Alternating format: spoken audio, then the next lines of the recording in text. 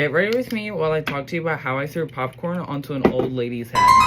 It was October and I was going out with a couple of friends. We were headed to a baseball game and it was kind of warm outside. We got the suite, which had like comfortable leather-like chairs, and it had a pretty good view of the entire field, so you could see everything that was going on. I was talking to one of my friends and we thought it'd be kind of a funny idea to take some of the popcorn and drop it onto the people that were sitting higher up, but not like on the second floor, like the suites, and to get their reactions. So even though we thought it was a great idea, no one literally wanted to get up and say anything or do about it. So like me being non-party pooper here, I obviously agreed to do that, and I reached over into my friend's like bucket of popcorn, and I basically started throwing it over the railing.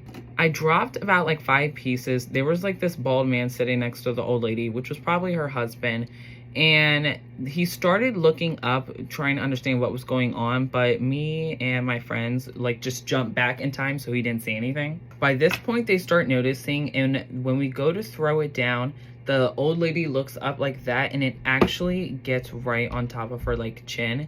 And sooner or later, I would say about 5 minutes, they actually come up to the suite and realize which number we're in. She was looking around in our suite, trying to figure out where the popcorn was coming from. Luckily, my friend hid all of it in her purse, and they couldn't find any of it. However, though, they were super close to calling security and were about had it with us playing games with them. She asked us to immediately apologize for throwing the popcorn at her and her husband while they were trying to watch the baseball game, which we did, and we said it was just a harmless prank.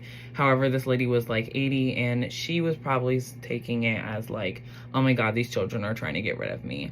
But in all jokes and games, none of this actually happened, and this is just a Reddit story I'm reading. I do not condone in any violence like this. Just leave people alone. But I did think it was funny, and I wanted to share with you guys.